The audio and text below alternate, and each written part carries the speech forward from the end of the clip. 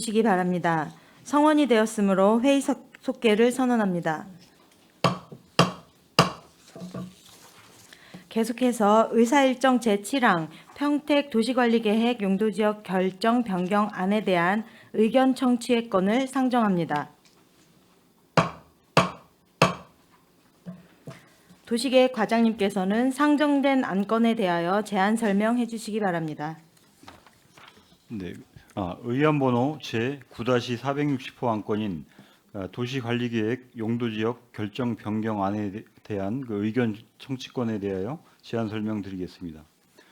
본 안건은 평택시 진이면 가곡리 135-3번지 1원의 도시개발법 제11조 5항에 따라 수용 방식의 도시개발 사업을 통해 체계적, 계획적 주거환경을 마련하고자 평택 가곡 2지구 도시개발 사업 제안서가 수용된 사항으로 국토의 계획 및 이용에 관한 법률 제28조 및 같은 법 시행령 제22조의 규정에 따라 용도지역의 결정 변경에 대하여 시의원님들의 고견을 듣고자 하는 사항입니다.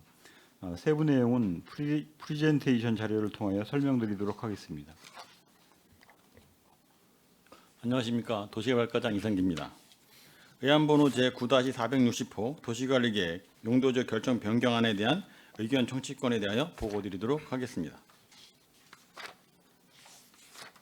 금의 용도지역 변경 제안의 근거는 도시개발법 제3조 및 같은 법 시행령 제2조 제1항 제1호 라목의 규정에 의거 생산 녹지지역이 도시개발 구역 지정 면적의 30% 이하여야 하는 규정을 충족하고자 하는 사항으로 이와 관련해 의견을 청취하고자 하는 사항이 되겠습니다.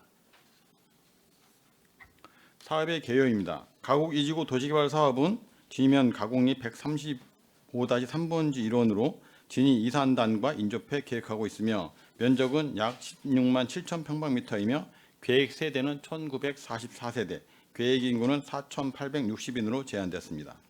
2022년 6월 제안서가 접수되었고 2022년 10월 시가 예정용지 물량 배정이 된 이후 2024년 6월 토지수용연회 협의를 조건부로 득하고 24년 6월 경관위원회 심의가 상정되어 재심의 의결된 바 있습니다.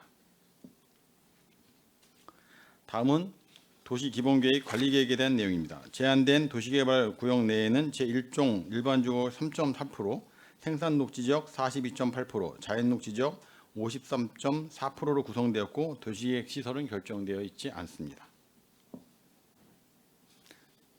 대상지 일반 현황은 생략하도록 하겠습니다. 주변 현황도 생략하도록 하겠습니다. 다음은 용도지역 변경 사항입니다. 기존의 생산녹지지역 7만 1,776 평방미터를 자연녹지지역으로 변경하고자 하는 사항이 되겠습니다. 다음은 토지용 계획입니다. 구역 면적이 넓지 않은 지구로서 2개의 공동주택 용지와 준주거 용지, 공원, 주차장, 도로, 저류지 등으로 계획하고 있습니다. 다음은 인구 수용 계획입니다. 인구 4,860인 계획에 밀도는 헥타르당 289.9인으로 계획하고 세대수는 1,944대를 계획하고 있습니다. 다음은 기반시설 설치 계획입니다. 용수 공급 계획과 오수 처리 계획이 되겠습니다. 본 사업은 한지 방식 도시개발 사업으로 계략 사업비는 총 3,268만 9,100만 원을 계획하고 있습니다. 이상으로 제안 설명을 마치도록 하겠습니다. 감사합니다. 과장님 수고하셨습니다. 계속해서 상정안에 대한 질의 답변을 실시하겠습니다. 질의하실 위원님이 계시면 거수로 신청해 주시기 바랍니다. 네, 이건 의원님. 네, 이관우 의원입니다. 일단 우리 가곡지구 하면 아주 그냥 저도 아주 그냥 신물이 날 정도로 가곡지구 하는데 실은 이제 가곡 2지구가 또 이런 계속해서 이슈가 되고 있는 부분이 있잖아요. 이건 실은 워낙 가곡 2지구도 가곡 지구하고 통합된 건데 우리 동부고속도로 때문에 이렇게 나눠진 부분이라고 생각하시면 되겠죠. 네, 그렇습니다. 그럼 어때 지금 우리 사업 대상지 가곡지구 대상지는 뭐 순항을 하고 있는 건가요?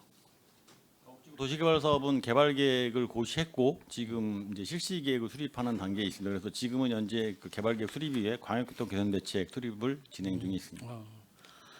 그래도 상당히 많이 진행이 되네. 옆에 가옥지구가 그런 과정 진통을 겪었기 때문에 뭐 그런 문제에 대해서는 더 빨리 진행이 돼가고 있는 거로 알고 있는데 우리 경관위원회에서 재심의 받은 내용이 어떤 내용이에요?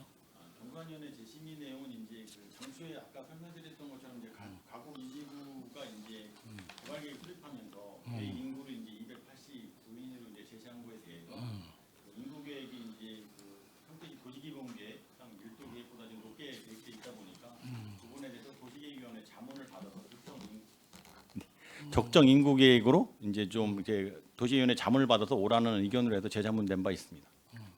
근데 우리 그 자치인가 우측에는 우리 진이 이 산업단지가 하나 있잖아요. 그런 부분에 대해서도 우리가 잘 평가가 내려진 건가요? 그러니까 지금 이제 당초에 그 개발계획 지구지정의 개발계획 수립 단계에서 전략 환경 영향 평가를 하면서 이제 주변의 산업단지나 아니면 이제 미군기지와의 이제 인접성 이런 것들 때문에 이제 대기 유해 물질 관련해서 지금 환경청에서 의견이 있었고 그 부분에 대한 해소 방안을 마련해서 이제 개발계획에 담고 있는 내용이 되겠습니다. 그래서 추후에 이제 개발계획 수립에 실시하면서 환경영향 평가 단계에서 좀 더 세부적으로 살펴서 이제 주거 공간 마련하는데 이제 문제가 없도록 그렇게 개발계획 수립하도록 하겠습니다. 일단 뭐 우리 1지구에서 실은 가곡 지구에서 환경영향 평가는 그동안 수차례 변경을 하고 거기에 맞춰서 해왔기 때문에 가곡 2지구는 그런 문제는 뭐 진통을 좀 들었겠네요. 예, 그럴 거라고 예측하고 있습니다. 아무튼 이 부분에 대해서는 한 번 더 우리 과장님이 한번 개인적으로 우리 지역구에 대한 그런 또 민원 사항도 꽤 있으니까 여기서 전달하기에는 너무 많은 분량이 있으니까 한번 개인적으로 좀 방문해 주셔서 한번 설명하고 제가 또 민원 사항을 좀 전달하는 시간을 좀 가졌으면 좋겠습니다. 네, 알겠습니다. 네, 감사드립니다. 저 이상 질의 마치겠습니다. 이관우 의원님 수고하셨습니다. 더 질의하실 의원님 계십니까? 네, 이승영 의원님. 가곡지구 저희 의견 청취죠.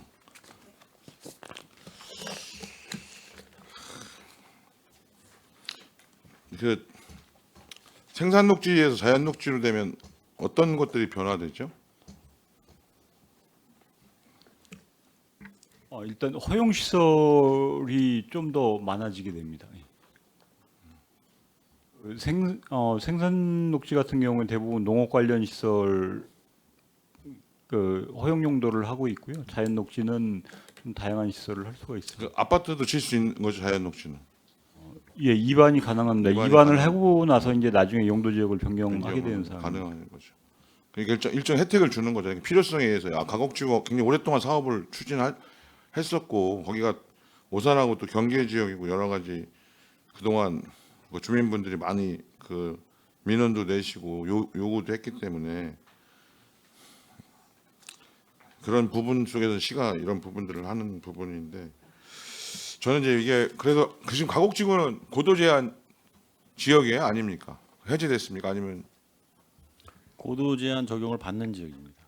얼마 받아요? 몇 미터예요 여기는? 거기는 이제 그 지금 현재 그 45m 이상으로 해서 건축물 계획 수립하는 데는 크게 저쪽을 안 받기는 합니다. 지금 사실 뭐 송탄 지역이라고 하는 그 주변에 보면 아파트들이 대부분 15층 새로 재건축을 하거나 재개발을 해도 15층 이상 잘 못 짓는 건 그 고도 제한 때문에 사실 못 짓는 거잖아요. 대부분. 예, 그렇습니다. 아무리 뭐 상업 용지로 돼 있어도 실질적인 피해들을 미군 어떤 비행장으로 인해서 이제 받고 계시기 때문에 그 주변에도 이제 이런 부분들이 있기 때문에 저는 뭐 지원할 부분들은 지원해야 된다 이런 생각을 갖고는 있습니다. 근데 이제 또 한편으로는 그 살아가실 분들이 또 좀 쾌적한 환경에서 살아가셔야 되지 않습니까? 또 지금 여기 방식은 수용입니까? 환지를 합니까? 일부? 지금 저 화면을 보시면 이제 두 가지 사업지구입니다. 그 저 왼편의 가곡지구는 저희 이제 시에서 직접 그 도시개발과에서 추진하는 사업이고요. 그 오늘 보고 드리는 사업은 그 지금 그 오른쪽에 그 가곡 2지구에 대한 보고를 드리는 사항입니다. 그러니까 이거는 다 수용합니까? 예, 민간에서 수용 방식으로 사업 민간- 제안이 들어왔습니다.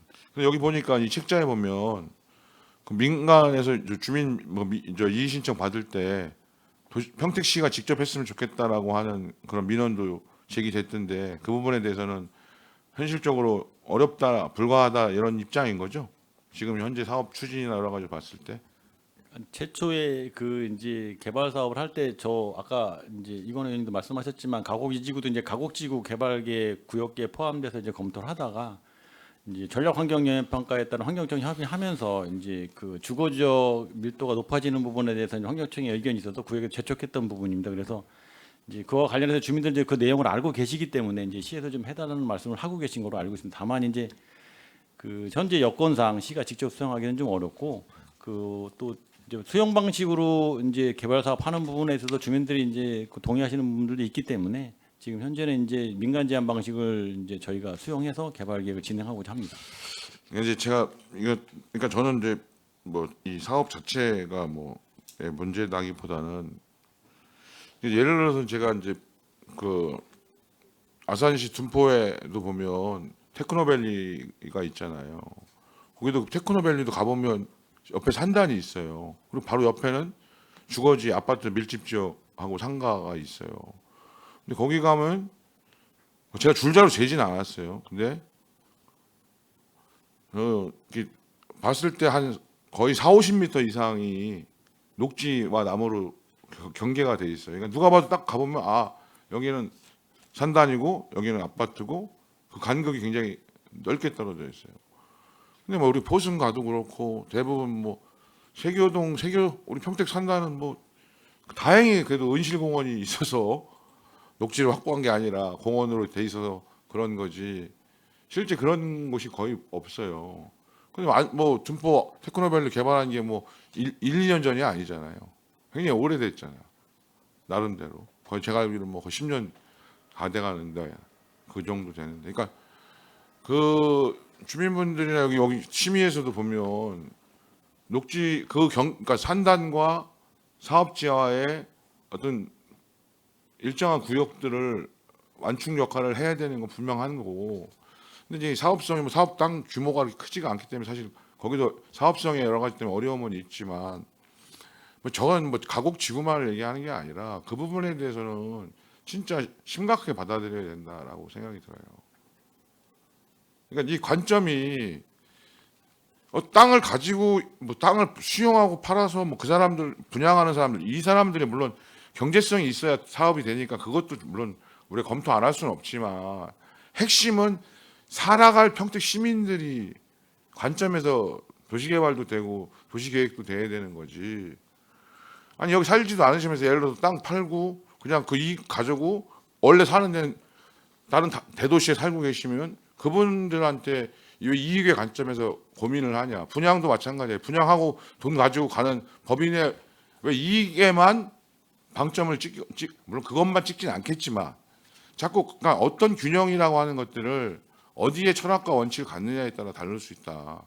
그래서 그런 부분에 대한 저기 살아가실 분들이 가질 수 있는 어려움들 그런 부분들을 어떻게 해야 할 부분이고 그런 것들을 저는 뭐 공공기여도 마찬가지예요. 거기 사시는 분들한테 그러면 저렇게 뭐 사업지가 크지 않고 그러면 그 근처에 있는 분들한테 이익이 되는 공공기여도 받아야 된다. 일정하게 받을 수 있다면 무조건 강제적인 게 아니라 그런 말씀을 좀 드리고요. 또 하나 근데 우리가 보통 보면 다른 데는 용적률을 뭐 230% 근데 여기는 오히려 좀 낮춰라고 그래서 낮췄어요. 이유가 뭐 특별한 게 있어요? 아파트 용적률 같은 게 낮춘 게. 일단은 그 가곡 이지구는 용적률보다는 그 인구 밀도가 좀 많이 저희 기본 계획보다 상향을 해서 들어와서 인구 밀도에 대한 그 제어를 좀 했고요. 그래서 그 인구 밀도를 조정을 하면서 용적률까지 좀 같이 낮춰진 상황이 되겠습니다. 그래도 보면 가곡지구는 공원 면적이 비율로 봤을 때 굉장히 많던데 그 특별한 이유가 있어요? 가곡 지구나 이제 가곡 이지구나 이제 그 공농지에 대한 이제 도시개발 지침의 이제 기준 면적은 충족하도록 계획을 하고 있습니다. 그래도 다만 이제 그 가곡지구는 이제 기존에 이제 근린공원으로 결정돼 있던 면적들이 이제 구역에 포함되면서 그 원용지 보존이나 이제 기존에 이제 근린공원 면적을 그대로 이제 유지하다 보니까 그 공원 면적이 조금 높아지게 상대적으로 됐습니다. 녹지는 적고. 네. 예, 하여튼 뭐 그 사업이 잘 진행되길 바라는데 제가 거기 오산 쪽이나 우리 오산 아이스 타고 가다 보면 산단과 이게 보면 이게 좀 통일적이고 이게 그러니까 물론 이게 하나의 전체 산단과 도시개발 사업으로 이루어진 게 아니라 조각조각 이루어지다 보니까 그 어려움은 있는데 가보면 이게 통일성이 없어요. 예? 좀 그러니까 어떻게 보면 지금 정신이 없는 거지. 개발은 됐다고 했는데도 도로망도 그렇고 그래서 하여튼 사업을 가곡지구는 지금 하고 있는 거잖아요. 일지구는. 가곡 일지구 개발계획 고시돼 있습니다. 그러니까 그런 거 할 때 좀 정비할 수 있는 거 같이 하는 방안도 좀 고민을 좀 해주셨으면 좋겠어요. 그러니까 오산과 평택이 이렇게 거기는 딱 비교가 돼. 비교가 딱 경계 지점이라 그런 부분들이 잘 좀 해결되기를 좀 부탁 말씀을 드립니다. 네, 이상입니다. 알겠습니다. 네, 승영 위원님 수고하셨습니다. 더 질의하실 위원님 계십니까? 네, 김승겸 위원님 질의해 네, 주십시오. 김승경 의원입니다. 지금 가곡 지구하고 가곡 2지구가 지금 분리돼서 저 동부 그 우회도로 때문에 지금 거기 연결 그뭐 통로라든지 그거는 뭐 생활권이라든지 전체적으로 완전히 분리된 지역은 아니죠, 도로로 인해서. 네, 지금 이제 보시게 되면 이제 그 가곡 지구하고 가곡 2지구는 위에서 보시는 것처럼 이제 그 주간선 도로가 북측하고 중간에 두 군데 도로가 이제 가곡하고 가곡 2지구가 연결하도록 그렇게 계획을 하고 있습니다. 단절되지는 않도록 계획하고 있습니다. 이게 지금 수용 방식인데 환지 방식으로 안 해서 주민들 뭐 반발은 없습니까? 뭐 이제 의견 청취했을 때 예. 이제 그 뭐 이렇게 소수의 반대 의견은 있으시지만 저희 이제 시의 민원 들어오는 거 보면 이제 워낙 이제 개발 사업 예정됐다 오래됐다 보니까 주민들도 이제 좀 빨리 사업이 정리됐으면 하는 의견들이 사업 많으신 걸로 알고 추진되는 있습니다. 데는 큰 문제가 없다. 네. 그리고 이쪽에는 그 체육공원이 없어요. 이쪽 가곡지구엔 체육공원이 뭐 3.6% 정도 잡혀 있는데 면적 대비 이쪽은 없어도 큰 문제가 없나요? 공동주택 위주로 되어 있는 건데 지금 가곡 2지구는 네, 이제 그 가곡지구는 이제 그 가곡 2지구에 비해서 구역 면적이 넓다 보니까 여러 가지 이제 도시 기반 시설에 대한 이제 좀 계획이 다양하게 이루어질 수 있는데 가곡은 전체 면적이 이제 16만 평방미터 정도. 몇 가구 들어가는 거예요? 그럼? 저희가 지금 아까 말씀드렸다시피 이제 세대 수는 1900세대가 좀 1900세대고 예, 근데 인구는 유치원이나 학교가 없어요. 예, 지금 이제 그 원래 최초부터 이제 가곡 2지구 개발할 때는 이제 가곡 지구에 초등학교를 배치하는 걸로 해서 협의가 돼서 개발 계획이 수립돼 있었습니다. 그래서 가곡 지구에 가곡 2지구 학생들은 배치가 돼서 아마 초등학교를 운영하게 될 겁니다. 큰 문제는 없겠어요? 저희 이제 그 교육청에서 하고 있는 이제 초등학교 통학권 거리 안에 이제 수용해 가는 걸로 판단해서 교육청하고도 기본적으로 그렇게 협의를 해서 진행을 하고 있습니다. 지금 진위에 산업단지가 많이 있고 지금 종사자가 2만 명이 넘는 거로 이렇게 나와 있어요. 지금 그분들은 지금 출퇴근을 어디서 하는 거죠? 그 파악이 되나요? 그리고 뭐 저희 통계 자료에 이제 저희 제안 설명안 내용도 있지만 통계 자료에 보면 이제 평택시 거주하시는 분들이 한 70% 정도 되시는 거로 통계 자료에 나와 있고 그 부분들이 이제 대부분 이제 그 이제 기존에 이제 북부 송탄 지역이나 이런 데 거주하시는 거로 파악이 되고 있고요. 이제 지금 말씀하신 것처럼 이제 그 진위 지역에 이제 산업체가 많은데도 불구하고 이제 주거 공간이 충분히 확보되지 못해서 이제 그 직장과 주거 공간의 거리가 많아서 이제 출퇴근하는데 불편이 있기 때문에 이번에 이제 이런 주거 공급 계획을 통해서 이제 정주 환경을 좀 개선하고자 하는 계획이 되겠습니다. 뭐 아파트를 많이 건립하는 건 그렇지만 시민의 입장에서 생각을 해서 정주 여건이 좋아야 그 입주율도 높고 하니까 그런 거 유념하셔가지고 또 거기는 이관호 의원님 또 지역구 아니겠습니까? 아까 관심을 갖고 많이 말씀해 주셨는데 이 사업이 잘 될 수 있도록 또 의회에서도 세심하게 좀 보도록 하겠습니다. 네, 알겠습니다. 네. 네, 보충 한번 질의 좀 하겠습니다. 네, 여기 토지주가 몇 명이나 돼요? 그거 한 100인이 안 되는 걸 아는데 그건 정확하게 파악해서 별도로 보고 드리도록 하겠습니다. 네, 김승겸 위원님 수고하셨습니다. 더 질의하실 위원님 계십니까? 더 질의하실 위원님이 안 계시므로 의사일정 제7항 평택 도시관리계획 용도지역 결정 변경안에 대한 의견 청취권 질의 종결을 선언합니다. 계속해서 의사일정 제8항 평택시 공동주택 리모델링 기본계획안 의견 청취권을 상정합니다. 도시계획 과장님께서는 상정된 안건에 대하여 제안 설명해 주시기 바랍니다. 의안번호 제9-469호 안건인 평택시 공동주택 리모델링 기본계획안 의견 청취의건에 대하여 제안 설명드리겠습니다. 본 안건은 주택법 제71조에 따라 의무 수립하여야 하는 대도시 법정 계획으로 이번 평택시 리모델링 기본계획 수립을 통해 관내 대다수 증가형 리모델링 사업을 예측하고 증가 세대수에 따른 기반시설 영향을 검토하여 향후 공동주택 리모델링 관리 방향을 제시하고자 합니다. 주요 내용을 설명드리면 사용 승인 후 15년이 경과한 30세대 이상 공동주택 단지를 대상으로 현황을 분석하고 리모델링 수요를 예측하여 세대수 증가 리모델링에 따른 기반시설 영향을 검토하고 구체적인 리모델링 지원 방안과 탄소 중립을 위한 저에너지 주택 장수명화 방안을 제시하고자 합니다. 주택법 제72조에 따라 기본계획안에 대하여 시의회 의원님들의 고견을 듣고자 하는 사항입니다. 세부 내용은 프리젠테이션 자료를 통하여 설명드리도록 하겠습니다.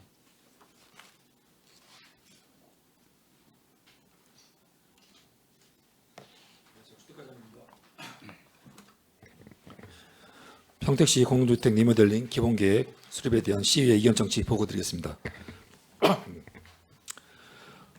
공동주택 리모델링 기본계획은 주택법 제71조에 따라 50만 이상의 대도시들이 의무적으로 수립하여야 하는 법정 계획으로 리모델링 사업을 시행하는 공동주택 단지에 대한 바람직한 주거환경 개선과 관리 방향을 제시하는 지침적 성격의 계획입니다. 평택시 특성에 부합하는 리모델링 기본계획 수립을 통해 공동주택 단지에 대한 현황 분석 및 세대수 증가형 리모델링 사업 수요를 예측하고 예측되는 증가 세대수에 따른 기반시설 영향 검토하는 데 목적이 있습니다. 보고 순서는 다음과 같습니다.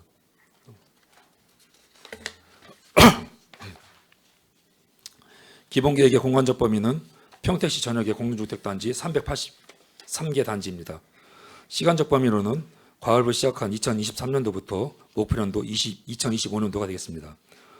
목표년도의 경우 리모델링 기본계획 수립 시점에 따라 최초 수립하는 계획의 경우 목표년도를 2025년도로 설정토록 함에 따라 이를 반영한 사항이었습니다. 내용적 범위로는 주택법 및 리모델링 기본계획 수립 시점에 따라 계획의 목표 및 기본 방향, 주택 현황 조사, 세대수 증가형 리모델링 수요 예측, 부문별 계획 등을 수립하도록 하고 있습니다. 지금까지 추진 경위로는 기초조사 및 분석 등을 통해 마련한 기본 계획안에 대하여 주민공람, 관련 부서 협의 등을 시행하여 계획안을 보완하였으며 근본 시의회 의견 청취 후 도시계획위원회 심의를 거쳐 올해 안에 결정 고시를 목표로 하고 있습니다. 먼저 공동주택 리모델링의 개념에 대해 설명드리겠습니다. 공동주택 리모델링은 건축물의 노후화를 억제하고 기능을 향상하기 위하여 대수선 또는 중축을 하는 행위로 15년 이상 된 공동주택이 리모델링 시 건축 심의를 통해 완화받을 수 있도록 하고 있습니다. 기본계획에서는 특히 세대수 증가형 리모델링에 대한 체계적 관리 방안을 마련하여 도시 과밀, 이주 수요 집중 등에 대한 가이드 라인을 제시토록 하고 있으며 5년마다 재정비를 시행하는 계획입니다. 리모델링 사업은 크게 유지관리형, 맞춤형, 세대수 증가형 세 가지 유형으로 구분할 수 있습니다. 유지관리형은 별도의 리모델링 사업이나 재건축이 필요 없는 양호한 주택에 대하여 장기 수송 충당금을 통해 단지 내 자체적으로 관리하는 유형입니다. 맞춤형 리모델링 사업은 세대수 증가 없이 주거 전용 면적을 확장하거나 노후된 설비 등을 개선하는 사업입니다. 세대수 증가형은 필요한 개선 사항 반영과 동시에 세대수 증가를 포함하여 시행하는 사업입니다. 리모델링 사업과 재건축 사업에 대한 비교 사항입니다.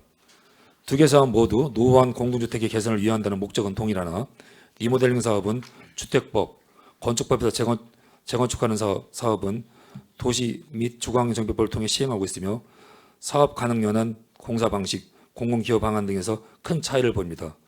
또한 리모델링 사업은 현재 건축되어 있는 단지에 대하여 기초 골격은 유지한 채 수선 중축을 시행하는 반면 재건축 사업은 전면 철거 후 새로운 단지로 신축하는 사항이 되겠습니다. 수요 예측 결과에 대해 말씀드리겠습니다. 기준을 충족하는 221개 단지 중 재건축 추진 단지 20개 단지, 경과년수에 따라 양호한 유지관리형 리모델 단지는 28개 단지로 분석하였으며 임대주택 단지, 소규모 단지, 물적 검토 및 사업성 분석에 따른 맞춤형 리모델링 단지는 136개 단지입니다. 세대수 중과형 리모델링 단지는 37개 단지로 예측하였으며 37개 단지에 대한 현황 세대수는 16,472세대가 되겠습니다. 말씀드린 리모델링 수요 예측에 대한 사항은 법적 기준을 구체하여 법정 계획 수립을 위한 가이드라인으로서 실제 사업은 주민 이사 및 사업 타당성을 종합적으로 검토하여 주민이 자유롭게 선택할 수 있는 사항입니다. 세대수 증가에 따른 기반시설 영향 검토를 위하여 증가 세대수에 대한 검토와 기반시설 영향 검토를 위한 증가 인구를 예측하였습니다. 앞서 말씀드린 세대수 증가형 리모델링 시행단지 37개 단지의 법적 기준 및 적정 계획 세대수 검토에 따라 증가될 것으로 예상되는 세대수는 2,130세대이며 평택시 재건축 외부 이용률 25%를 적용하여 유입 인구는 1,310여 명으로 예측하였습니다. 단계별 리모델링 시행 방안입니다. 리모델링 계획 수립 지침에서는 리모델링 사업에 따라 일시적으로 이주가 집중될 것으로 판단될 경우 계획 기간 내 단계별로 구분하고 단계별 허용 용량을 제시하도록 하고 있습니다. 우리시 경우 계획의 목표 연도가 2025년도임에 따라 현 시점에서 단계 구분이 필요치 않아 총량으로 관리하는 계획을 수립하였으며 증가 세대수 2,130세대 대비 2025년도 기준 이주가 가능할 것으로 예측되는 세대수는 8,959세대로 충분한 여유가 있어 이주 물량 사용에는 문제가 없는 것으로 분석되었습니다. 공주주택에 대한 저에너지 장수명화 방안입니다. 리모델링 사업 시행 시 기존 노후화된 건축물에 대한 저에너지 방안 적용을 유도하고 전면적으로 시행하는 리모델링 사업의 경우 장수명화 설계 기법을 도입을 권장하여 에너지 성능이 향상된 장수명 건축을 리모델링을 시행하고자 합니다. 리모델링 시행하는 공주주택에 대한 지원 방안입니다. 제도적 방안으로 리모델링 지원에 관한 조례 제정과 리모델링 지원센터를 구축하는 것을 검토하였으며 조례 등을 통해 공공에서 시행하는 행정적, 재정적 지원 방안을 구체화할 수 있습니다. 컨설팅 업무 지원으로는 유지관리 자문, 맞춤형 리모델링, 평택시 공동주택 지원 사업과 연계 등 단지별 특성에 맞는 사업이 진행되도록 컨설팅 업무를 지원하는 내용을 마련하고자 합니다. 이상으로 보고를 마치겠습니다. 네, 과장님 수고하셨습니다. 계속해서 상정안에 대한 질의 답변을 실시하겠습니다. 질의하실 위원님이 계시면 것으로 신청하여 주시기 바랍니다. 네, 손남용 위원님 질의하여 주시기 바랍니다. 예, 주택과장님 설명 잘 들었습니다. 지금 평택시에서 법정 계획에 따른 리모델링 사업이라고 하고 있는데요. 이게 뭐 수직이나 수평 이런 부분은 이제 그 용적률을 몇 프로 정도 더 올려주는 거죠? 이거는 현재 정해져 있는 거 없고요. 현재 법에 따라 가지고 올릴 수 있는 그 가능성을 열어놓고서 건축위원회 심의나 이런 걸 통해서 현재 예를 들어서 최종적으로 결정되게 됐습니다. 수직형이라고 하면 고층이 더 올라가는 예, 그렇습니다. 상부층으로 더 올라가는 거 아닙니까? 네, 그렇습니다.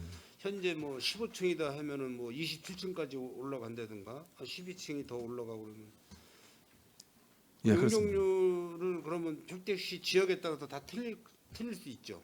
예, 그렇습니다. 그렇죠. 근데 이제 물론 이제 뭐 오래된 그런 저기 아파트나 이런 부분을 재건축을 이제 하는 내가 입고 그랬는데 이 사실 리모델링이라고 하는 거는 위험 부담도 좀 많이 따르지 않겠어요? 왜냐하면 이제 기초공사나 기반공사 이런 부분이 그 층수에 맞춰서 다 그 처음에 그 설계를 할 때 그렇게 해서 건축을 한 건데 위에 상부층을 더 올리거나 이럴 때 뭐 균열 밑에 하부층이 뭐 균열이 간다든가 뭐 이런 부분 안 생기겠습니까? 지금 뭐 의원님 말씀하신 식으로 이제 기준에 있는 그 우리 이제 그 벽식 구조 아파트 같은 경우는 그 수지 증축에 한계가 있어가지고 이제 그런 거 말씀해 주신 건데 지금도 현재 기준상으로 리모델링이 가능한 기준 이제 기둥형 아파트는 이제 가능하거든요. 이제 이런 거 같은 경우는 현재 기준에서도 보면은 용적률이나 이런 것들이 완화시켜가지고 이런 식으로 유도하고 있습니다. 결국 이제 이런 아파트들을 최종적으로 이제 리모델링 할 수 있는 그런 기본 계획이라고 말씀드리겠습니다. 그래서 모 아파트가 이제 리모델링 시청을 이제 한다고 예상을 해서 예를 들어서 500세대다 이렇게 됐을 때 몇 프로 정도 동의가 돼야 이게 가능한 겁니까? 이거는 이제 그 재건축 사업하고 비슷한 유형으로 같이 가는 사업이고요. 네. 이제 뭐 그런 절차는 똑같이 발표할 거고. 이제 72%? 이제 재건축에서 뭐 추진위원회 50% 구성하고 뭐 50%? 조합 구성하고 할 때 이런데 비슷한 형태로 진행된다고 보시면 말씀드리겠습니다. 근데 뭐 가진 분들은 뭐 크게 문제가 안 되겠지만 없는 분들이 문제잖아요. 없는 분들이 돈이 없는 분 그런 세대가 문제가 많지 않습니까? 그 무이자로다가 뭐 이렇게 대출도 해주고 그러나요? 아무래도 이제 이게 그 재건축보다는 리모델링 사업이 이제 사업 수익성에서는 좀 많이 떨어지고 이런 거다 보니까 아까 지금 말씀하신 그런 것들에 대한 거는 좀 재건축하고는 좀 차이가 좀 있는 거라고 말씀드리겠습니다. 어쨌든 뭐 세대주 분들이 법정 계획에 따른 리모델링 사업이지만은 우리는 안 하겠다 그러면 어쩔 수 없는 거 아닙니까? 예, 그렇습니다. 이거는 그렇죠? 좀 원칙. 네, 이상입니다. 네, 손한명 의원님 수고하셨습니다. 더 질의하실 의원님 계십니까? 유승영 의원님 질의해 주십시오. 이게 인구 50만 이상에서는 의무적으로 계획을 수립하고 5년마다 타당성을 검토해야 되는 사안이죠. 예, 그렇습니다. 평택시는 인구 50만 이상이 언제 됐죠? 2019년도로 기억하고 있습니다. 이제. 그러면 제가 19년, 20년이 그러면 4년인데 왜 4년 동안 이걸 수립을 안 한 뭐 이유가 있나요? 저희가 준비한 거는 2022년부터 준비를 했고요. 한 2년 정도 말씀하시는 건데 지금 현재 보면 그 개혁 내용에서 보시면 알겠지만은 지금 저희 시가 이제 신도시가 상당히 많이 진행되고 있습니다. 그러다 보니까 저희가 시기적으로 급하게 하는 그런 것들 때문에 아마 그때 당시에 좀 시기를 좀 조정한 것 같다는 생각이 듭니다. 이게 목표연도 25년도라는 의미가 목표가 뭘 얘기하는 거예요? 25년도 목표가에 뭘 하겠다는 거예요? 계획을 수립하겠다는 거예요? 선정하겠다는 거예요? 공사를 착공하겠다는 어떤 거예요? 이 목표연도 의미가? 저기 뭐 도시기본계획도 비슷한 주인데 목표년도를 2025년도로 세워서 일단 기본계획을 수립하는 이런 식으로 현재 보면 국토부에서 현재 보면 리모델링 기본계획 수립 지침에서 그렇게 운영을 하고 있다 보니까 그렇습니다. 이제 뭐 이게 아마 2013년도인가에 이게 아마 제정됐던 거다 보니까 그때 제정된 내용들을 그대로 이제 운영을 하고 있는 걸로 그렇게 파악하고 있습니다. 지금 이게 15년 이상 된 데를 얘기하는 거잖아요. 그러니까 아까 우리가 공동주택 지원 조례 보면 10년 이상이면 우리가 지원하잖아요. 15년 이상 된 아파트는 리모델링 대상이 되는 거죠. 기본적으로 15년 이상이 돼야 리모델링 할 수 있는 거지 않습니까? 수직 증축이라든지 이런 것들이 가능한 겁니다. 근데 여기 보면 수직 증축도 그러니까 3층, 2층 이렇게 증축할 수 있는 거잖아요. 그 이상으로 증축을 허가하겠다는 건 아니잖아요. 구조상으로만 가능하다고 한다면은 이제 할 수 있는데 그런 것들은 이제 보면 각 아파트 단지별에 따라서 좀 틀린 내용이 되겠습니다. 아니 여기 리모델링 증축 관련 법령 여기 자료 주신 거 24페이지에 보면 그 밑에 보면 주택법 시행령에는 대통령이 정하는 범위는 수직으로 증축하는 거는 15층 이상인 경우 3계층이고 14층 이하인 경우는 2계층으로 되어 있는데 이거는 그러면 이 리모델링 증축 관련 법령에서는 이거를 초과해서 해주겠다라는 거예요? 요거 지금 현재 보면 용역사 같이 있는데 이게 증가된 내용에서 용역사 자세한 내용 답변 드리도록 하겠습니다. 네, 답변 드리겠습니다. 위원님 말씀하신 것처럼 지금 층수 제한이 기본 관련 법령에 따라서 층수 제한이 걸려 있는 상황이고요. 15층 이상인 경우에는 최대 3개 층까지만 수직 증축이 가능합니다. 근데 그 전용 면적을 40% 30% 늘릴 수 있다고 돼 있잖아요. 어떻게 늘릴 수 있어요? 제가 아니 뭐 건축에 대한 일반적으로 보면 현재 이게 아파트가 있는데 그럼 베란다를 늘린다든가 이런 방식이 아니면 공용 공간을 좀 줄인다든가 이런 방식이에요? 어떻게 전용 면적을 늘릴 수 있어요?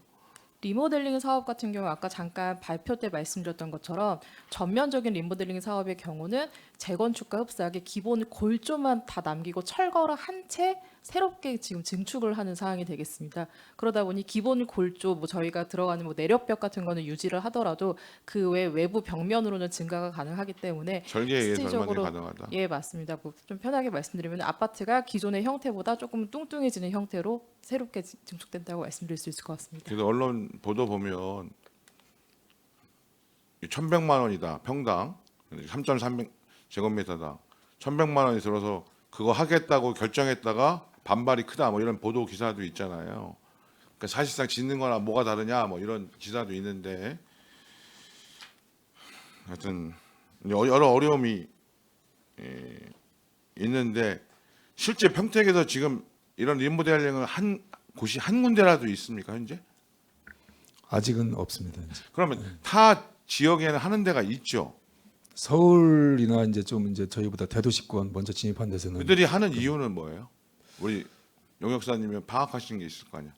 그분들이 재개발이나 그러니까 재건축을 하지 않고 재개발은 다른 거죠. 재건축을 하지 않고 리모델링을 하는 이유는 뭐예요? 주로 주요인이? 현재 지금 서울권이나 일기 신도시 쪽에서 리모델링 사업을 지금 하고 있는 부분들이 있고요. 이제 그 리모델링 사업을 시행하게 되면은 뭐 저희가 뭐 말씀드린 세대수 증가연처럼 일반 분양분을 증가를 시켜서 그로 인해 이제 얻는 수입으로 주민분들의 부담을 낮추는 방법이 있고 그거 말고는 뭐 수평 중축 아까 말씀하신 것처럼 평면적인 그 면적만을 증가시켜서 재산 증식을 하는 부분들이 있습니다. 이제 그런 부분들에 대해서는 기존의 아파트 같은 경우에는 용적률이 재건축을 하기에는 이미 좀 높게 도달되어 있는 아파트들 같은 경우는 리모델링을 통해서 주택법에서 허용하고 있는 전용 면적의 그 인가를 받는 기준까지 늘려서 지금 그걸로 인해서 이제 용적률을 거꾸로 환산해서 기존보다 용적률도 증가를 시키고 이제 평형수를 늘리는 방법으로 지금 사업을 시행하고 있는 상황입니다. 그러니까 한마디로 보면 재건축이 현실적으로 불가능해서 재건축이 리모델링을 어려운 단지들이 재건축이 더 그 당사자들은 그러시는데 실질적으로 현실적으로 재건축은 불가능하니 다른 방법으로 찾아보니 리모델링 방식을 하면 어쨌든 그 보강을 해서 수직으로 증축도 할 수 있고 전용 면적도 넓어질 수 있으니 차라리 너무 오래되고 낡아서 더 이상 거주하는데 여러 가지 어려움이 있고 아파트 가치나 그는 떨어지기 때문에 그런 방식을 통해서 리모델링 하려는 거잖아요. 네, 그렇게 네, 보시면 될 것 네. 같습니다. 재건축이 가능한데도 리모델링을 하시는 분들은 아주 좀 특별한 나름대로 뭔가 그 가치를 뭐 가지지 않으시면 그럴 것 같은데 그럼 그 대상과 기준에 봤을 때 현실적으로 평택에 대상이 그러니까 가능한 아파트는 알겠어요. 여기 자료에 보면. 근데 현실적으로 그 추진이 가능한 곳은 어느 정도 된다고 보세요? 저희가 그 현재까지는 평택시에서는 지금 수요가 없다라고 좀 말씀을 드렸었고요. 그 저희가 세대수 증가형 그 리모델링 사업이 가능한 단지를 예측했을 경우에도 실질적으로 사업성 분석을 시도했을 때 평균 사업성이 한 64% 정도로 지금 나타난 상황입니다. 이 부분에 대해서 저희가 기본적으로 본인 투자 편하게 말씀드리면 투자금 대비 그만큼의 이제 리모델링 사업을 통해서 이제 늘어나는 부분들에 대해서 주변에 리모델링 사업 없이 신축한 아파트와 같은 개념으로 이제 뭐 매매가를 가져갈 수 있는 부분들을 따져 보면은 비전동 지역에는 저희가 한 10개 단지 아파트 같은 경우에는 추후에는 조금 가능성이 있지 않을까라고 좀 보고 있습니다. 거기는 근데 용적률이 낮아요. 그래서 다시 부시고 다시 짓는 게 훨씬 유리해요. 재건축 사업까지 단순히 비교를 하게 되면 좀 그런 부분은 있습니다. 땅이 모자랄 줄 아는데 뭐. 그러니까 물론 이제 이게 50만 이상은 의무적으로 해야 되니까 좋아. 알겠어. 해야 되니까 해야 하는 거지. 하지만 변화들, 추이들 여러 가지들을 항상 해서 향후에 대비에는 할 필요는 분명히 있다. 대상자가 우리가 적다 하더라도.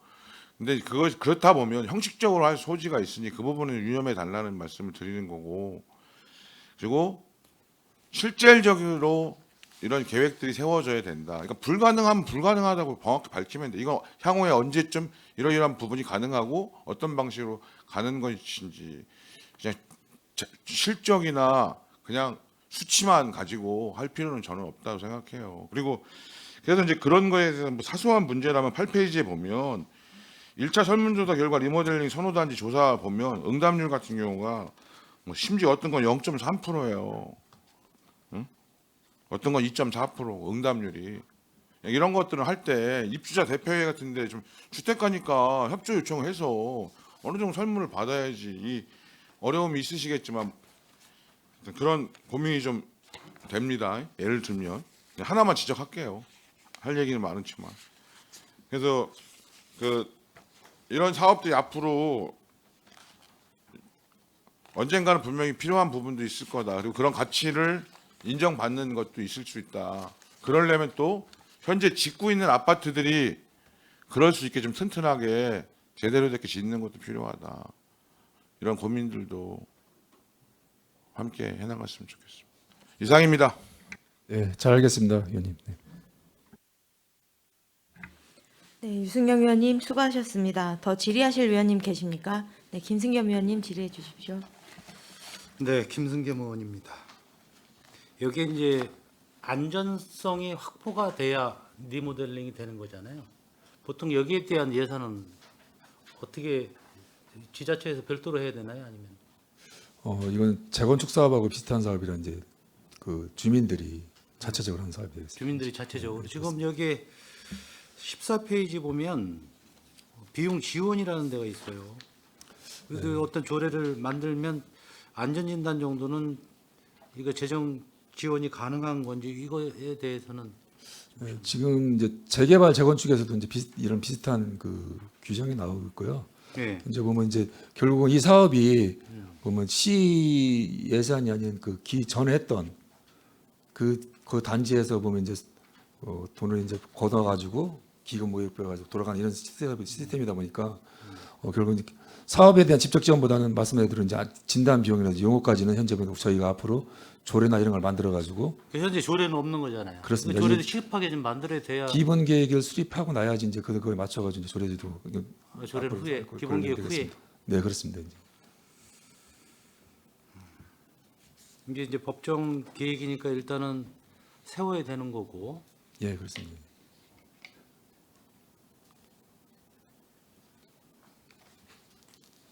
성남시나 안양시 같은 경우에는 지금 여기는 지금 언제부터 돼 있는 거예요? 성남시는 좀 많이 돼 있네요. 타 지자체에서는 지금 시행이 좀 많이 되고 있는 거로 좀 보는데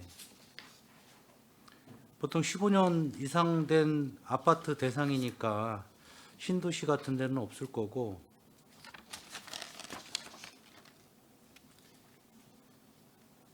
이게 현실적으로 필요하긴 해요. 리모델링 해서 어떤 그 아파트의 안전 진단이 확보가 된다면은 주민들한테도 큰 비용 안 들이고 재건축보다는 좋은 제도라고 생각을 하는데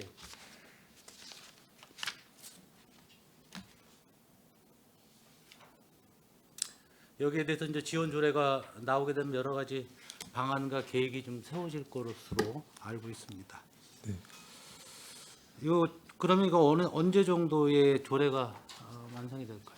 지금 이제 올해 이거를 이제 기본 계획 수립을 하는 걸 저희가 이제 목표로 하고 있고요. 예. 기본 계획 수립이 되면 그 내용에 보면은 조례를 그 후에 이제 만들게 돼 있다 보니까 조례 개정할 거고 이제 아까 말씀하신 성남시나 이런 데는 현재 보면은 그 신규 개발지가 없는 도시들이거든요. 그러다 보니까 어쩔 수 없이 거기는 해야 되는데 저희 시 같은 경우는 아시겠지만 이제 뭐 고덕 신도시라든지 브랜시티라든지 이런 거 하다 보니까 거기를 먼저 현재 사업을 투자를 하다 보니까 이쪽은 조금 저희는 시기적인 조절 이런 걸 하다 보니까 지금 현재 계획상에서도 총량 관리 정도의 이런 계획을 수립하고 있다고 말씀드리겠습니다.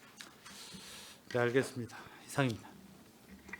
네, 김승겸 위원님 수고하셨습니다. 더 질의하실 위원님 계십니까? 김순희 위원님 질의해 주십시오. 네, 김순현입니다. 의원님들께서 좋은 말씀 많이 하셨는데요. 재건축이 꼭 필요하거나 리모델링이 꼭 필요한데 아까 유승용 의원님 말씀하신 것처럼 주민 의식 조사에서 진짜 프로테이지가 0.3 나온 데도 있고 2.4 나온 데도 있는데 이 주민 여론조사에서 이렇게 리모델링이나 재건축에 대한 여론조사 이렇게 작게 나오는 이유가 무엇이죠? 저희도 이제 이것 때문에 한번 2차까지 한번 해봤습니다.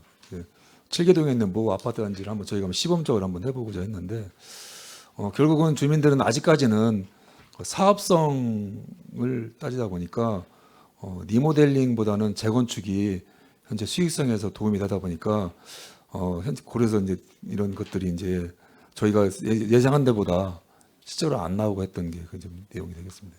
그럼 그게 만약에 지금 입주하고 계신 분들한테 여론조사를 하시는 거잖아요. 인식조사를. 예, 그렇습니다. 예. 그 입주자하고 소유자가 틀린 경우가 더 많지 않을까요? 그래서 이렇게 여론조사에 응하는 확률이 더 작은 게 아닌가요? 그런 거는 혹시 한번 생각해 보셨는지?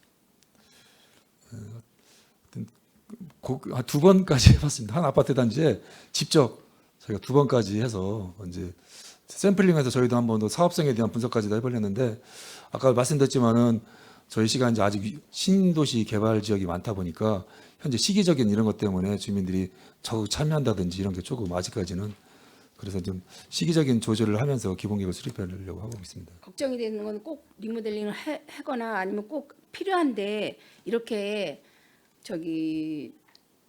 인식 조사도가 너무 낮아갖고 정말 피해 가야 돼. 거기는 혜택을 못 받을 수 있는 경우가 있을 수도 있으니까 그것 좀 한번 좀 이것도 신경 좀 한번 써주셨으면 좋겠습니다. 저희가 재건축까지 같이 하고 있는 그 업무를 하고 있다 보니까 지금 위원님 말씀하시는 그런 주민들의 요구 사항들 담으면서 진행하겠습니다. 네, 알겠습니다. 감사합니다. 네, 김순희 위원님 수고하셨습니다. 더 질의하실 위원님 계십니까? 더 질의하실 위원님이 안 계시므로 의사일정 제8항 평택시 공동주택 리모델링 기본 계획안 의견 청취의권 질의 종결을 선언합니다. 계속해서 의사일정 제9항 진이면 종합개발구상안 보고의 건을 상정합니다. 도시계획과장님께서는 상정된 안건에 대하여 제안 설명해 주시기 바랍니다. 진이면 그 종합개발 구상안 보고의 건에 대하여 제안 설명드리겠습니다. 본 보고의 건은 진이면 종합개발 구상을 통해 용인 남사 국가 첨단 산업단지 및 이동 공공주택지구 등 그 진이 지역의 여건 변화에 따른 발전 방향을 검토하고 우리시 그 대응 방안을 모색하고자 추진 중인 사항입니다. 진이 지역의 개발 여건과 지리적 특성을 분석하여 종합개발 구상안을 수립하였으며 의회 보고가 끝나는 대로 각 소관부서별 구체적인 실행 계획을 수립하여 여건 변화에 적극 대응이 가능하도록 만전을 기하겠습니다. 세부 내용은 프리젠테이션 자료를 통하여 설명드리도록 하겠습니다.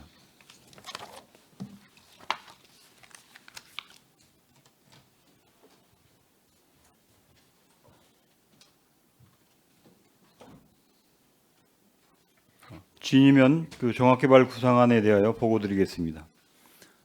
보고 순서는 그 보시는 바와 같습니다. 다음.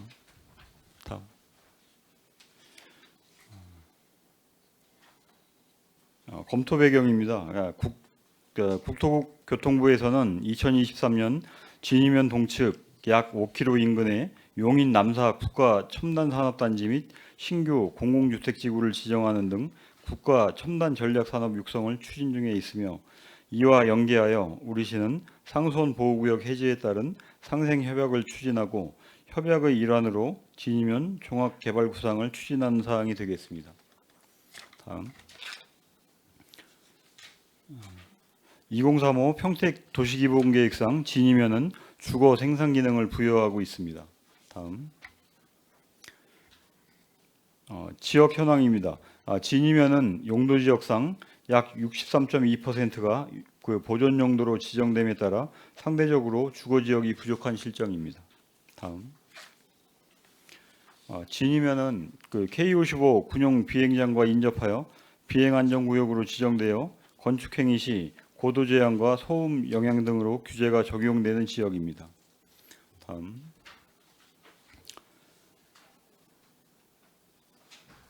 토지 적성 평가상 그 도시관리 계획 위반이 가능한 그 라등급은 그 6.8%이며 도시지역 확장 시 위반 가능한 다등급은 27.7%를 차지하고 있습니다. 다음. 다음은 그 생활 SOC 현황입니다. 진이면은 그 동부 생활권 대비 공공도서관, 공연, 문화시설, 그 종합사회복지관, 생활공원 등이 그 서비스 수준이 양호하나 그 어린이집, 유치원, 작은 도서관, 노인 여가복지 시설에 대한 일부 서비스는 소외 지역이 발생하는 것으로 나타났습니다. 다음. 진이면의 그 2024년 1월 기준 그 인구는 약 1만 2천인으로 10년간 그 연평균 인구 증가율은 마이너스 1%가 되겠습니다. 같은 기간 평택시 연평균 증가율이 3.2%로 가파르게 증가하는 반면 진이면은 그 인구 감소 추세로 지역 균형 발전 필요성이 나타나는 지역입니다. 다음. 개발 사업에 따른 그 증가 인구 약 8,200인을 감안한 계획 인구 2만인에 대한 용지별 그 수요량 검토 결과 주거 용지는 적정, 상업 용지는 부족, 공업 용지는 충분한 것으로 검토되었습니다. 다음.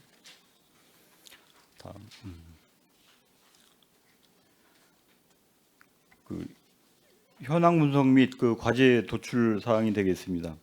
그 상위 계획 및 그 관련 계획 측면에서 남산 그 국가 첨단 산업단지, 이동 공공주택지구 등 진이면 인접지역 개발 및 그 여건 변화에 따른 진이면 관리 방안 마련과 그 토지 이용 측면에서 그 공적 규제에 따라 부족한 개발 가용지 확보 방안 마련과 산업 기능 그 종사자 시내 인구 유익 방안 마련이 필요합니다.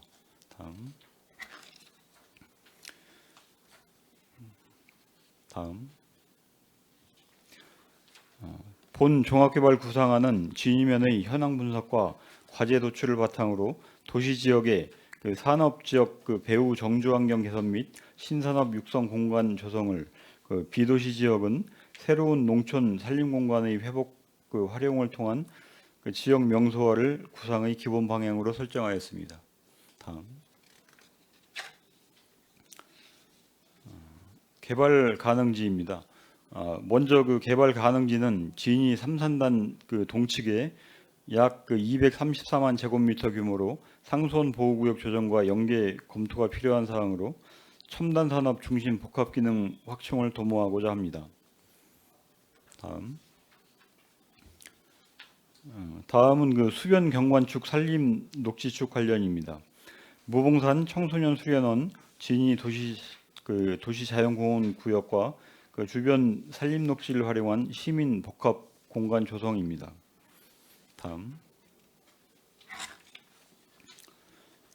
다음은 그 은살리 일원 그 산림청과 교육청 부지를 활용한 그 자연휴양림, 산림욕장, 숲속 야영장 등 산림 공익시설을 조성하고자 합니다. 다음은 그 단절된 농지를 활용한 그 관광자원 확충입니다. 농촌 체험 시설과 그 반려동물 그 테마파크 등 농림부 국정과제 반려동물 생명 그 보장과 동물 보호 문화를 확산하여 그 관련 관광 기능을 도입하고자 합니다.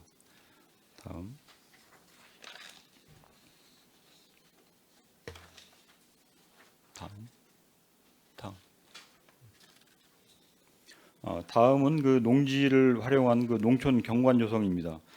진이천 친수지구 확대를 통한 친수시설 및 문화 레저 공간 조성과 관련하여 경기도 서부 SOC 대개발 구상에 건의하여 지방하청 구간인 해당 지역 일원을 친수지구로 변경 건의하고 하천길 조성사업 추진을 요청한 사항입니다. 주변 관광자원과 연계한 경관농업단지 조성을 통해 훼손된 농촌경관 개선 및 지역 축제 개최 등을 통한 지역 활성화를 도모하고자 합니다. 다음은 그 포항시 그 호미곶 경관농업단지 사례를 보여드리기 위해서 작성한 자료가 되겠습니다. 참고하시기 바랍니다. 이상으로 진이면 종합개발 구상안에 대한 보고를 마치겠습니다. 과장님 수고하셨습니다. 계속해서 상정안에 대한 질의 답변을 실시하겠습니다. 질의하실 위원님이 계시면 거수로 신청하여 주시기 바랍니다. 네, 손하명 위원님 질의해 주시기 바랍니다. 이관호 의원님 안 하세요?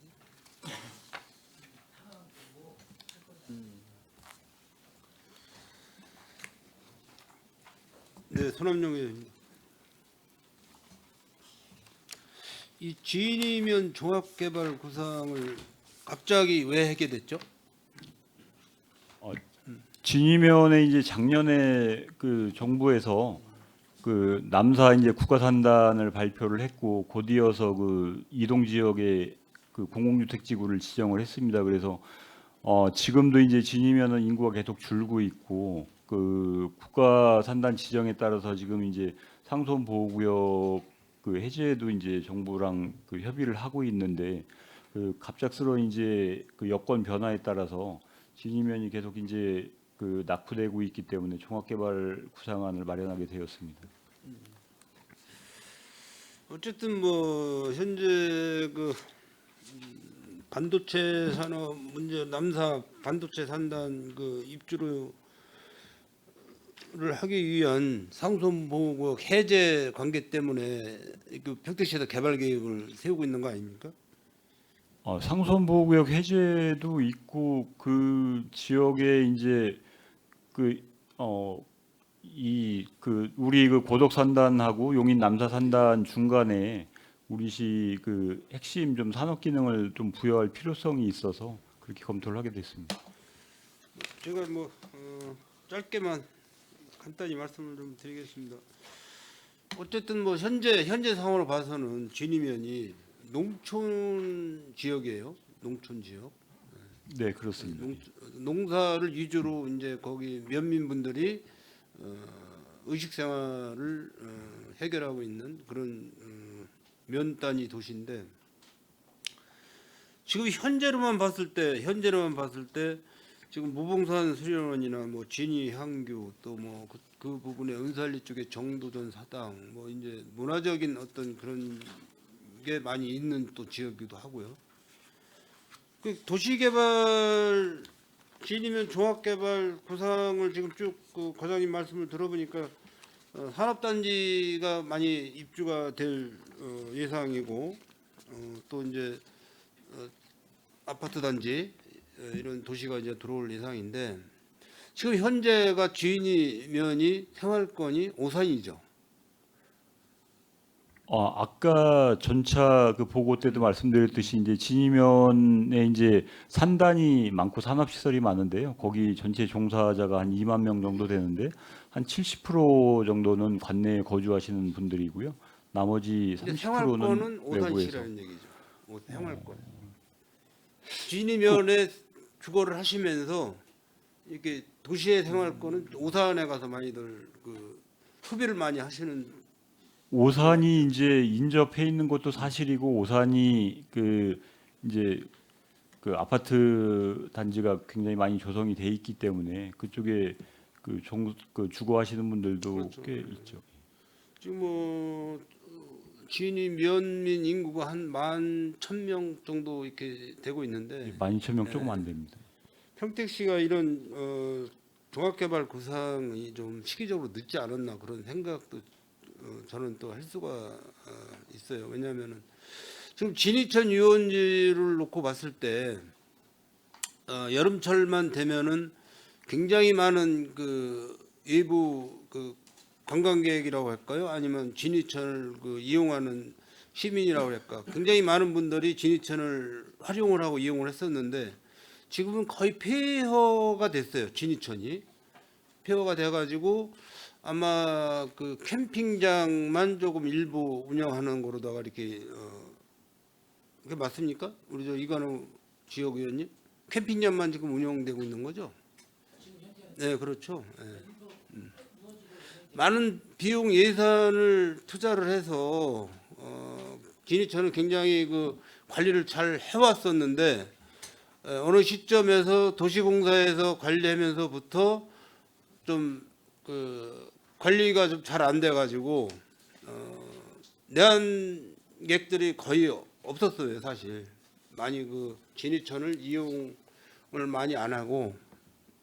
그 이번에 또 송탄 출장소에서 그나마 그 물놀이장까지 다 철거하고 그 꽃길 가꾼 것도 다 철거를 하고 이런 상태로다가 이런 종합개발 구상을 할 때 그런 부분이 사전에 예측을 못했나요? 지금 이제 그 하천법에서 네. 이쪽에는 그 친수지구로 지정이 안 돼 있어서 지금 현재 캠핑장이 조성된 그 부분만 친수지구로 지정이 돼 있습니다. 그래서 나머지 부분은 개발이 현실적으로 어려운 부분이 있어서 시에서도 지금 집행부에서 계속 이제 그쪽을 친수지구 지정을 건의를 하고 있습니다. 그래서 내년 후년 정도면 어느 정도 이제 그 하천 기본계획이 변경이 되면은 윤곽이 좀 나올 것 같은데요. 그 이제 하천 친수지구 지정하고 이제 상수원 보호구역 해제되는 거하고 이제 병행 검토를 해서 그쪽에 지금 하천경관이 워낙 좋기 때문에 그쪽에 이제 친환경적인 그 개발 방안을 마련하려고 지금 구상안을 마련했습니다. 제가 드리는 말씀은 이제 이렇게 이제 지리면 종합개발 구상을 평택시에서 하고 있는데 전체적으로 하고 있는데 송탄 출장소에서는 있는 시설도 폐허시키고 철거시키고 없앤다 이거죠. 많은 예산을 들여가지고 평택시가 이렇게 예산이 풍부한 도시가 아닌데 그 철거하는 데만 한 8억인가 아마 들어갔을 거예요. 없는 예산에서 그 철거 예산을 이렇게 세워가지고 그 아무 필요치 않는 그런 그 안 써도 되는 예산을 그렇게 막 낭비를 하고 있단 말씀이죠. 이런 종합개발 구상이 있을 때 그거하고 연대를 해서 어떤 계획을 냈으면은 그런 8억이라는 그 철거 비용이 지출을 안 해도 됐을 텐데, 그죠? 지금 이제 이 종합개발 구상안이 그 오늘 이제 의회 보고를 드리고 그 부서별로 저희가 이제 그 집행부에서 계속 그 회의를 했었는데 이제 실행 방안을 마련하기 위해서 내년부터 이제 예산을 확보해서 그 설계를 전체적으로 영역을 다시 줘야 설계를 좀 되는데 다시 해야 됩니다. 그래서 다- 시기적으로 좀 그렇죠, 네, 그렇죠. 좀 너무 차이가 있었습니다. 철거를 빨리 했다는 말씀이죠. 예산을 낭비를 했다. 철거 예산을. 그 글쎄, 말씀을 드리는 거예요. 그거는 뭐 이제 필요성이 있으니까 아마 그렇게 했을 것으로 판단하고 있습니다. 그러니까는 쉽게 얘기해서 종합적으로 평택시에서 이런 진위면에 대해서 큰 구상을 하고 있는 시기에 예산을 투입을 해서 다 뜯어서 철거를 시킨다는 게 그게 좋은 사업 방식이냐 그런 말씀을 드리는 겁니다. 네, 이상입니다. 네, 손하명 의원님 수고하셨습니다. 더 질의하실 의원님 계십니까? 네, 유승영 의원님 질의해 주시기 바랍니다. 우리 이관우 의원님 지역구 현안 파악을 다 하셔서 안 하시는 건지 아니면 아마 이제 여러 가지 또 할 얘기가 있으실 것 같은데 뭐 이게 이제 우리 진유이가 이제 우리 상수원 보호구역 해제라고 하는 큰 어떤 뭐 평택시에서는 굉장히 상수원 보호구역이 뭐 두 군데 있는데 그래도 가장 크게 어떻게 보면 우리 상수원 공급을 해줬던 데가 이제 진유천인데 그리고 뭐 여러 가지 아까 여기 현황 설명 보면 뭐 고도 제한이나 또 소음 또 뭐 보존 녹지나 또 농업진흥 지역 뭐 이런 걸로 인해서 상대적으로 많은 피해를 보셨는데 그게 또 해제가 됨으로써 발생하는 또 여러 가지 사안들을 가지고 이제 어쨌든 진유면에 종합적인 대책이 필요하다. 저도 뭐 충분히 동의하고 이게 그래서 이제 하여튼 구상을 뭐 기본적으로 제가 봤을 때는 잘 만드신 것 같아요. 왜냐하면 법적으로 불가능한 거를 뭐 억지로 그냥 이렇게 하시는 건 제가 바람직하지는 않는 것 같아요. 그러니까 저 뭐 무봉산으로 이어지는 저 녹지 축을 훼손할 수 있는 거 제가 봐도 힘들고, 그러니까 근데 참 안타까운 건 이렇게 좀 어떤 전체 진입면으로 봤을 때 이렇게 좀 발전이 제일 바람직한 위치로 좀 선정이 되면 좋은데 현실적으로 이거 제한되는 것들을 다 제하다 보니까 할 수 있는 것이 너무 한정돼 있는 부분에서 좀 안타까운 생각이 좀 들고, 그래서 하여튼 진이천과 무봉산 또 그 주변에 이런 걸 종합적으로 해서 한번 농촌에도 좀 뭔가 관광으로서 함께 할 수 있는 그런 걸 한번 저희도 좀 시도를 좀 해볼 필요는 분명히 있다. 그럴 만한 또 메리트도 있고, 그리고 저 첨단 그 복합 도시도 과연 저 부분에 하여튼 여러 가지 좀 측면들을 좀 고려해서 이게 좀 경기도나 국가하고는 좀 어느 정도 뭐 그 지금 제시하고 있는 게 이제 평수로 따지면 한 68만 평 정도 되는 건데 어느 정도 뭐 진전은 좀 있습니까? 예, 일단 그 공업 물량에 대해서도 어느 정도 이제 그 접근을 본 거로 알고 있습니다. 그리고 당초에 이제 저쪽이 그 상수원 보호구역 주변으로 해서 그 용인시 경계 쪽으로 해서 그 농업진흥구역이 한 100만 평 정도 네. 되거든요. 근데 최초에는 그 저희도 이제 농업진흥구역 전면 해제를 강하게 요구를 했었는데 이제 그게 절대 이제 불가하다고 해서 그게 이제 그 가능한 범위 내에서 좀 조정을 좀 했습니다. 그래서 그 현재 좀 계획이 좀 마련됐다고 말씀드리겠습니다. 지금 진이 테크노밸리도 협의 중이에요? 아직 다시 뭐 협의한다고 여기 나와 있어서 이 자리에. 지금 아마 이제 저 물량이 이쪽으로 그 변경이 되게 될 것 같습니다. 그럼 현실적으로 좀 그 부분은 어려운 점이 있다. 예, 예. 그래요. 일단 알겠습니다. 그리고 뭐 어쨌든 주민 의견들도 잘 수렴해서 계획이 좀 이루어졌으면 좋겠습니다. 근데 이제 의회 그 보고가 끝나면은 저희가 이제 그 진위에 가서 주민들하고 설명회도 하고 그 의견을 듣도록 그렇게 하겠습니다. 네, 네. 감사합니다. 네, 유승영 의원님 수고하셨습니다.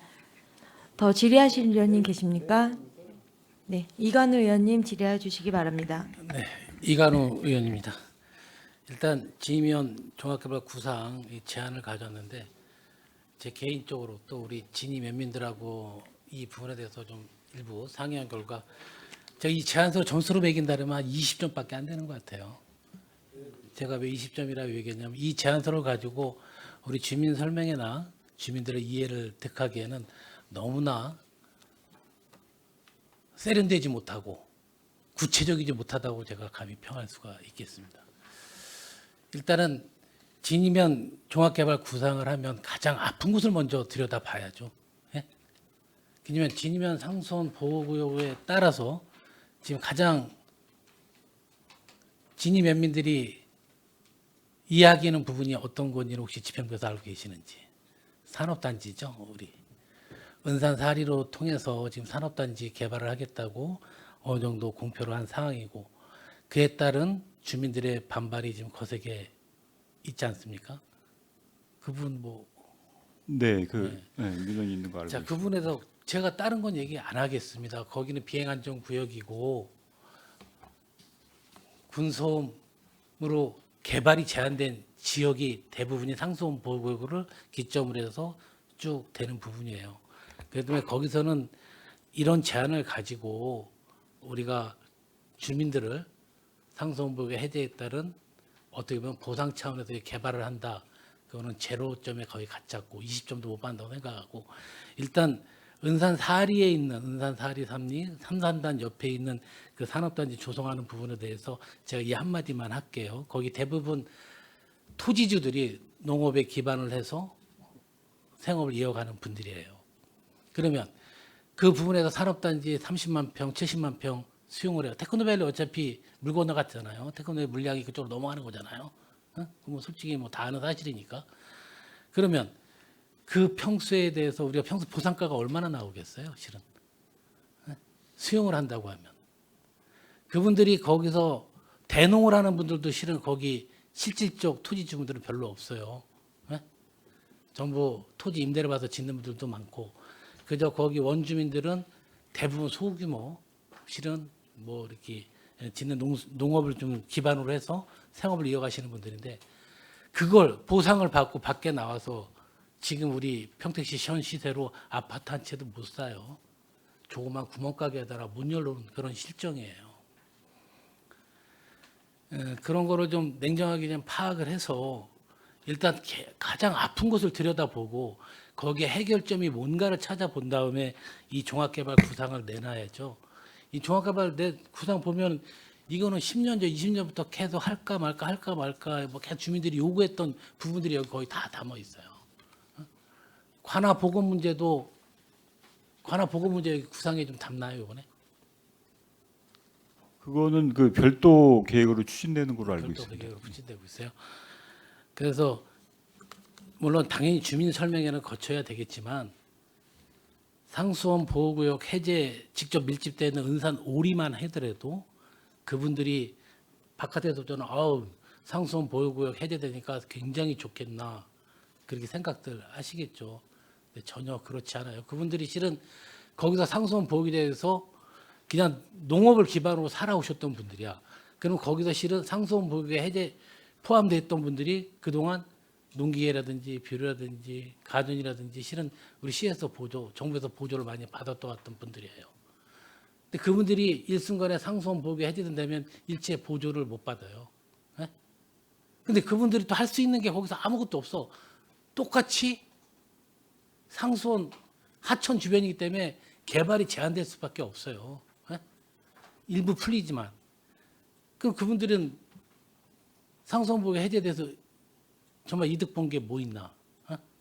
그런 것도 좀 아픈 구석들을 좀 들여다보고 아픈 구석을 먼저 어떻게 하면 주민들과 소통을 통해서 좀 이해시키고 어떻게 개발 계획을 주민들하고 먼저 상의를 하고 무조건 밀어붙이고 정부 시책이니까 밀어붙여야 된다 그렇게 집행할 것이 아니고 이건 이분들의 생이 달려있는 그런 부분들입니다. 그러니까 다시 한번 말씀드리지만 이 종합개발 구상 이 부분에서 진임 연민들이 또 그분들이 이렇게 구상을 해주고 개발을 하니까 좋다 그렇게만 인식을 가지고 그분들하고 주민들하고 접하다 보면 큰 난간이 좀 부딪힐 거라고 생각하고 아까 말씀드린 것처럼 아픈 곳을 한번 같이 들여다보고 그분들하고 소통을 많이 통해서 한번 이 구상을 좀 더 구체적으로 좀 나왔으면 좋겠다. 이건 주민들의 의견이 별로 담아있지 않는 구상이에요. 일부 담긴 했지만 좀 더 구체적으로 주민들이 원하는 부분들을 한번 다시 재검토해 주시기 바라겠습니다. 네, 맞습니다. 지금 지적해 주신 대로 이제 주민 의견을 아직까지 들은 단계는 아니고요. 네네. 저희들이 이제 구상한 안에 대해서 주민들께 그 말씀을 드리고 주민 의견을 담아서 네. 계획을 수정하도록 하겠습니다. 이상입니다. 네, 이관우 위원님 수고하셨습니다. 더 질의하실 위원님 계십니까? 네, 더 질의하실 위원님이 없으므로 의사일정 제9항 진이면 종합개발 구상안 보고의 건 질의 종결을 선언합니다. 계속해서 의사일정 제10항 평택시 현수막 지정 게시대 관리 운영 재위탁 보고의 건을 상정합니다.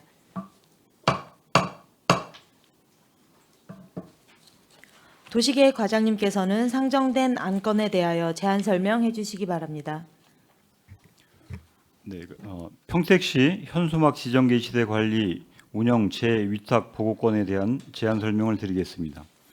현수막 지정 게시대 관리 운영 위탁 기간이 2024년 12월 31일 만료됨에 따라 인력과 장비 등 수행 능력을 갖춘 관내 법인 또는 단체에 재위탁하여 올바른 5개 광고 문화를 정착하고 소상공인의 이용 편의를 제공하고자 합니다.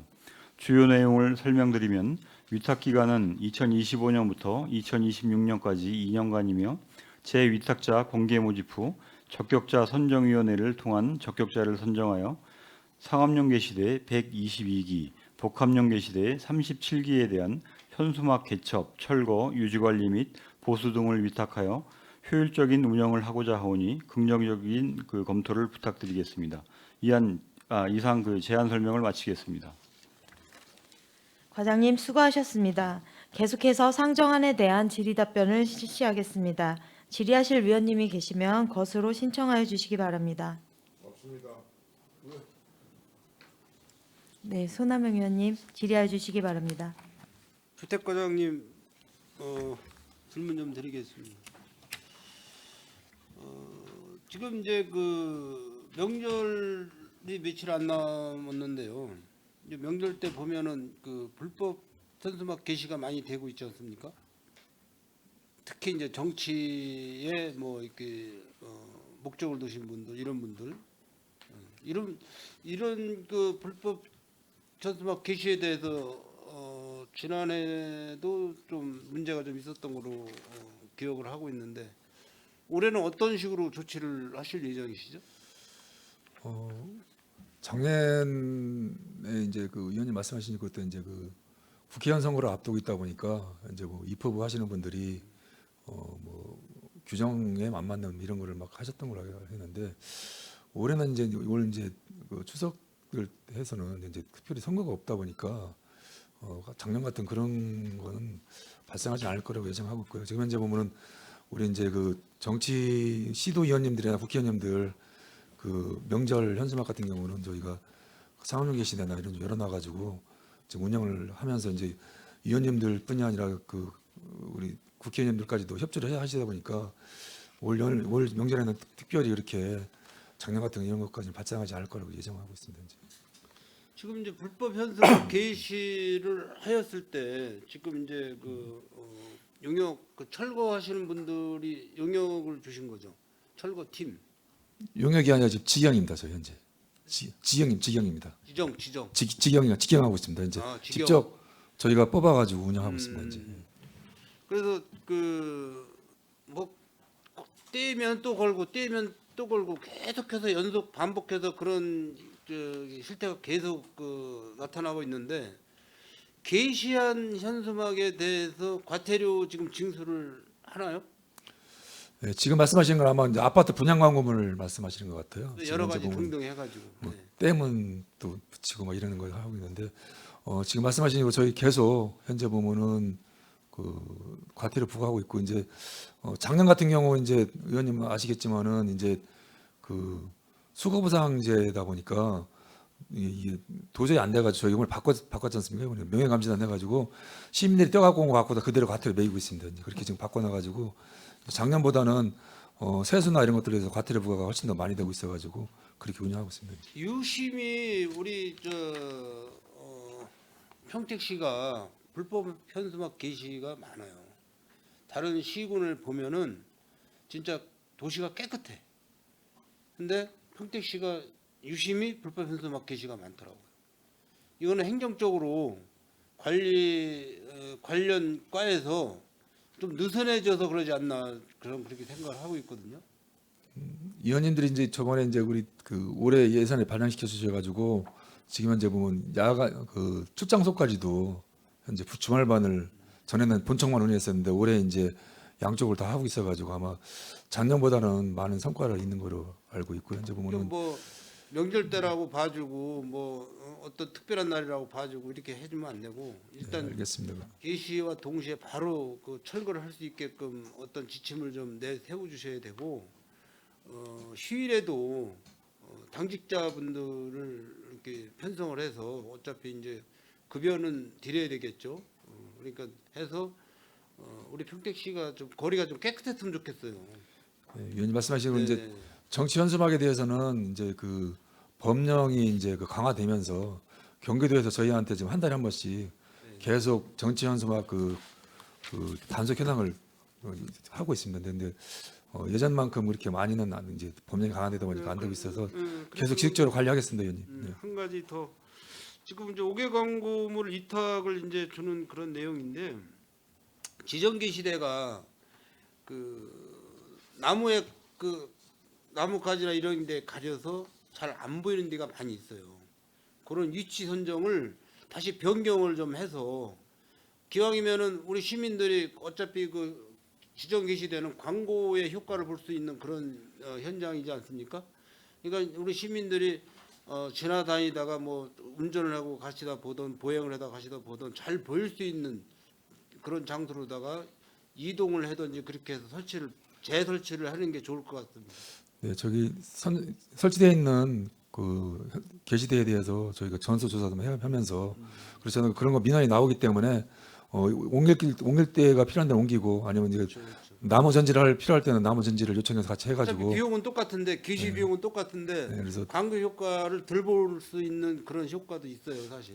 위원님 말씀하시는 이번 계기로 해서 한번 저희 출장소랑 같이 해서 게시대 전수조사하면서 혹시 점검하도록 하겠습니다. 네, 이상입니다. 수고하셨습니다. 네, 손하명 위원님 수고하셨습니다. 더 질의하실 위원님 계십니까? 더 이상 질의하실 위원님이 안 계시므로 의사일정 제10항 평택시 현수막 지정 게시대 관리 운영 재위탁 보고의 건 질의 종결을 선언합니다. 도시계획 과장님을 비롯한 관계 공무원 여러분 수고하셨습니다. 원활한 회의 진행과 석식 시간을 갖기 위해 19시 50분까지 정회를 선언합니다.